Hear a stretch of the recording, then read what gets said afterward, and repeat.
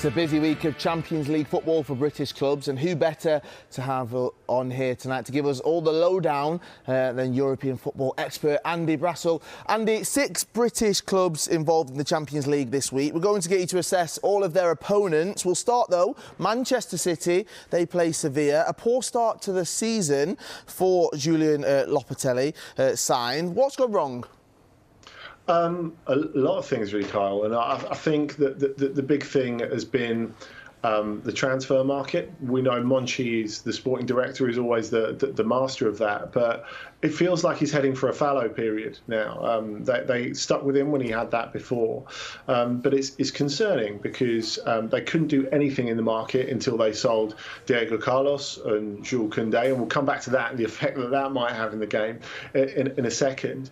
But they weren't able to get anything going at all. And that man, Lopetegui, as you say, is under enormous pressure. 1 point from 4 games so far, and they were lucky to get that 1 point. It was only really thanks to a goalkeeping error by Sergio Asenjo against Valladolid that they got that point. They were soundly beaten by Barcelona at the weekend, and they were booed off at the end of that. And, you know, at the Nervion, there's an incredible atmosphere. They need that behind them tonight. But even that, I don't think, will be enough for them. You know, there's a lot of unrest at the club, and they're a weaker team than they were last season. Yeah, Semra Hunter yesterday suggested that actually Lopetegui's job is very much uncertain at the moment. Someone who's been very certain so far is Erling Haaland. 23 goals in 19 Champions League games.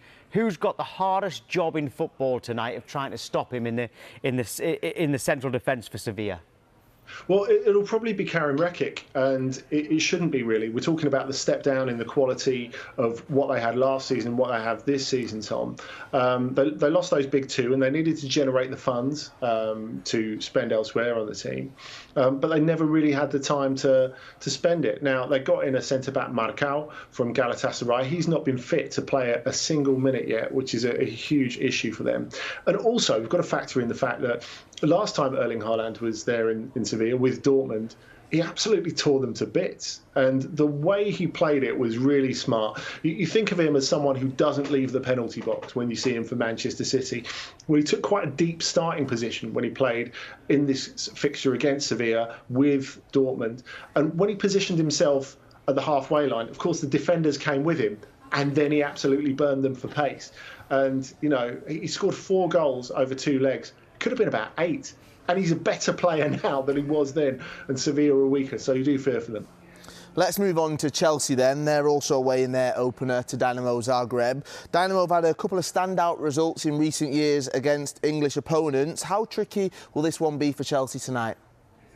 Tricky-ish, Kyle, but I think so much of it is affected by Chelsea's own inconsistency at the moment. At the Maximia, you know, they are tough. I don't think there's any doubt about that. The last team to qualify for the Champions League, 3 minutes from the end of extra time in the playoff, they beat Bodo Glimt to get themselves through. And I think it's really that extra bit of experience. I mean, they've started very, very well in the Croatian league campaign this season. Top, they've only dropped 2 points so far from 8 games. But what's the interesting thing is we know them for producing players, you know, going back to Luka Modric, more latterly Lovro Majer, for example.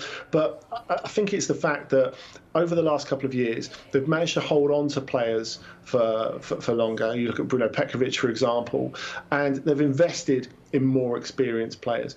So not only have they held on to, say, someone like Mislav Orsic, who scored that hat-trick against Tottenham, could have gone to Burnley in January, didn't do that in the end, and they've still got him. He's a real threat from deep midfield. But you look at the guy who scored the goal that put them through, Josip Djurmic, who's scored a lot of goals in the Bundesliga before. Someone who scored a lot of goals in Bundesliga as well as Pierre-Emerick Aubameyang. What kind of player are Chelsea getting now? Because at his age now, you think, well, he's gone past his peak. But we've seen other strikers go much later into their careers and still bang in the goals. Yeah, that's absolutely right, Tom. And I think what we've seen in the last couple of years in European football is at the centre forwards in particular, not just maintaining their level, but actually improving as they get well into their 30s. And Robert Lewandowski, of course, his former teammate at Dortmund, is a really good example of that. Whether Aubameyang can get to that kind of level, I think, is a different question. And he always starts really well at teams. There's no doubt about that. But I think what's interesting about his little 6-month spell in Barcelona, how much he gave, how committed he was. Now, we're talking about strikers who don't really do much outside the penalty box beforehand. And to an extent, you want Aubameyang keeping himself clear, not wearing himself out, and being able to take those chances when they come along. Well, he did that in Barcelona, but he also did plenty off the ball. There was no doubt about the level of investment he was prepared to put in. If you can do a similar thing for Chelsea, even over the short to medium term, it's a great signing. Right, let's move on to another game this evening, and what an occasion for Celtic. They take on the reigning Champions League champions, Real Madrid. 4 wins from 4 in La Liga for Real Madrid. Where are Carlo Ancelotti's team at right now?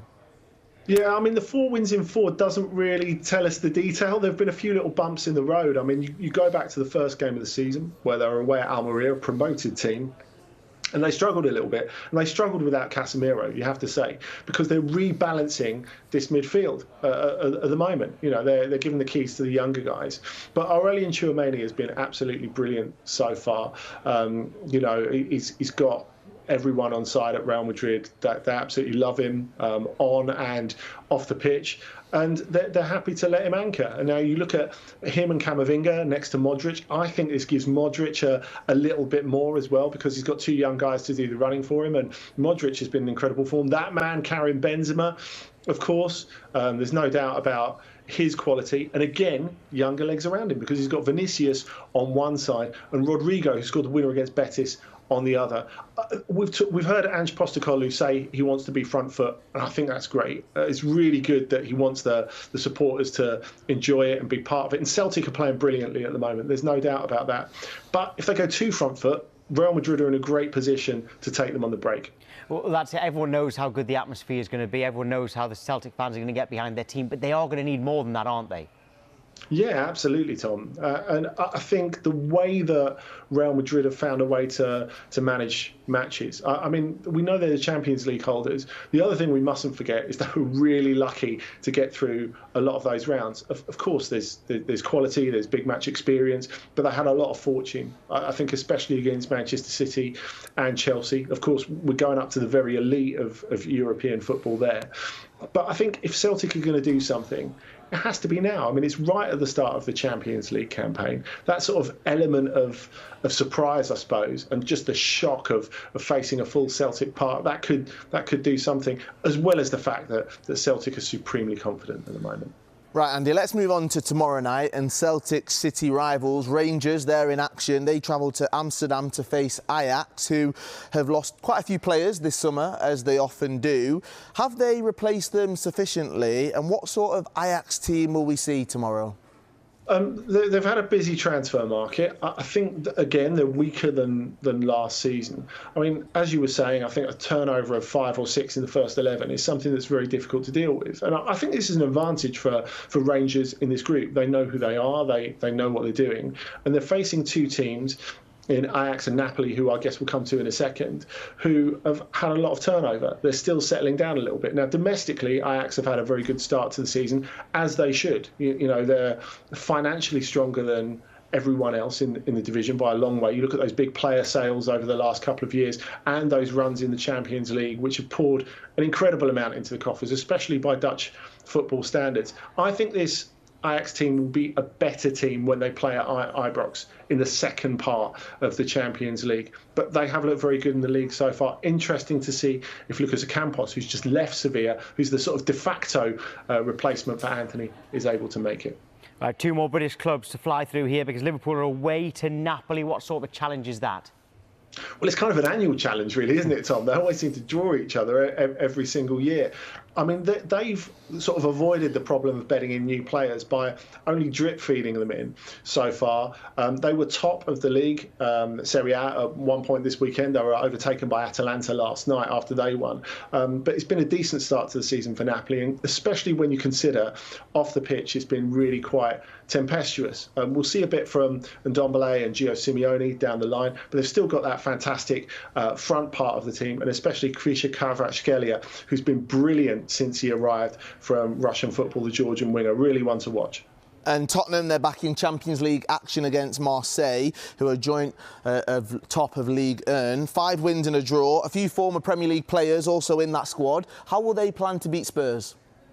Well, I think by going on the front foot, I don't think their defence is good enough to keep out Spurs, even though they've only conceded 3 goals so far this season, Kyle. And when we talk about that 3 at the back, the fact is, Nuno Tavares, who's on loan from Arsenal, of course, he's just completely off the leash. He's scored 3 goals so far, couple of assists, couple of other near misses. You know, if he goes on at the current rate, he's going to get 15 or 20 goals this season. I'm not sure if that will maintain. Alexis Sanchez has been in great form since he's arrived as well. But Dimitri Payet has been a little bit marginalised by Igor Tudor, which caused some ruction at first, but the results speak for themselves.